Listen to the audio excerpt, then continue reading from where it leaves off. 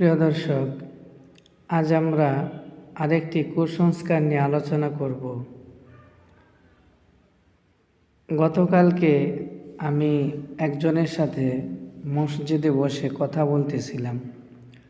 তো কথার এক পর্যায়ে সেই লোকের কথার মাঝে পাশে একটি টিকটিকি আওয়াজ করে উঠল, টিক টিক টিক টিক। তখন ওই লোকটি বলতে লাগলো, হ্যাঁ এই যে দেখেন আমার কথা সত্য। টিকটিকিও বলল ঠিক ঠিক।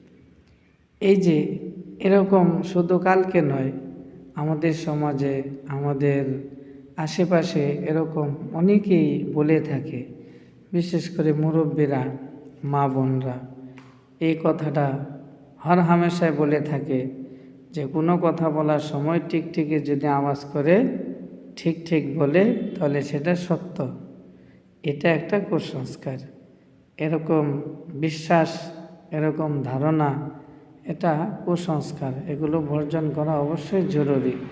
টিকটিকি আওয়াজ করছে দেখে আমার কথাটা সত্য, আর টিকটিকি আওয়াজ না করলে আমার কথাটা সত্য হবে না, এমনটা না। এই ধারণাটাই কুসংস্কার। আল্লাহ তাআলা আমাদেরকে এ ধরনের কুসংস্কার থেকে বেঁচে থাকার তৌফিক দান করুক।